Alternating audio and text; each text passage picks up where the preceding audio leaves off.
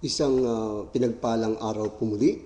At muli ay narito si Brother Arnel A. Cantoria na kung saan sa ating pong live YouTube ng Mr. Kentry, sa ating pong VIP, very important presentation, very important people, at very important place.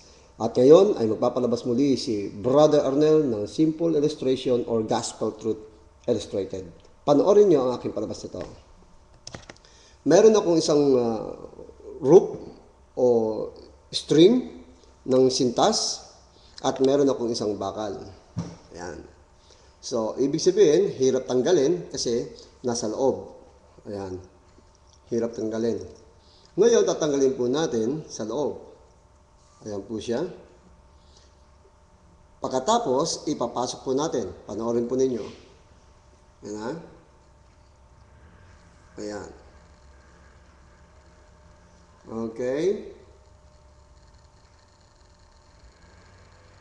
Ipapasok po natin siya. Ito ay walang butas, walang puwang na malaki. Ilalagay po natin dito. Siyempre, okay. Lalayo natin ng konti. Ilalagay po natin dito ng konti. Tingnan nyo po. Maya-maya, papasok siya. Isa, dalawa, okay.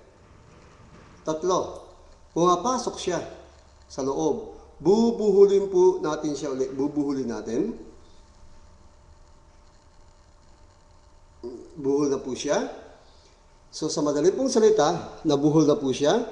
Kukunin po natin, hihipan lang po natin. Pero wala po siyang butas. At hindi rin po siya putol. Tignan po. Wala po siyang putol. Mga kaibigan, mga kasama at mga minamahal kong taga-panood at nakikinig, naway muli nakapagbigay ng konting kasiyahan si Brother Arnel sa pamamagitan ng palabas nito, yung Perform with Enlightenment. Ang ring na iyon ay simbolo ng mga tinatawag nating mga gulong ng buhay o mga problema, suliranin.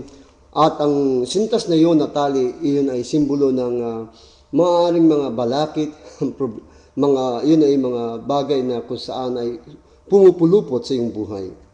At napansin po natin, ito ay kanina ay hindi siya nakapasok at hindi po siya nakakabit.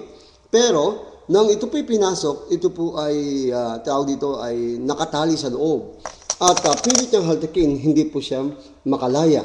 Pero hinipan lang po natin, ito ay nakalaya. Ibig po sabihin, maraming taong gustong mag-eskapo sa problema, suliranin, pero hindi nakakayanan. Pero, bandang huli, nang ito hinipan ko, ito ay nakalaya at nakalabas. Sa madaling salita, ang ihip po ay simbolo ng represent ng panalangin.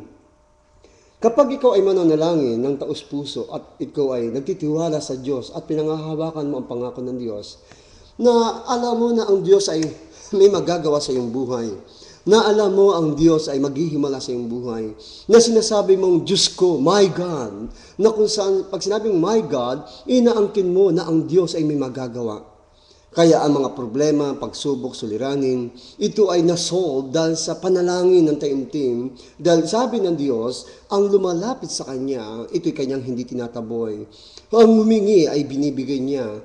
Ang pumatok, ito ay Kanyang pinagbubuksan. At ang humanap, ito'y nakakasumpong. Kaya kaibigan, kung may mga sumasabit sa iyong buhay na gustong makalayat, makawala, unahin mo ang Diyos, manalangin ka na may pananampalataya, at magpasalamat na sa Diyos, dinig na ng Diyos ang iyong kahilingan. Walang imposible sa Diyos. Naway nakapagbigay muli ng kasiyahan at nakapagbigay muli ng paliwanag. Sa bawat palabas, mayroong kahulugan. Magandang pinagpalang hapon muli o araw sa inyong lahat. Babalik uli si Mr. Kentry, Brother Arnel Cantoria. See you next time. Bye-bye!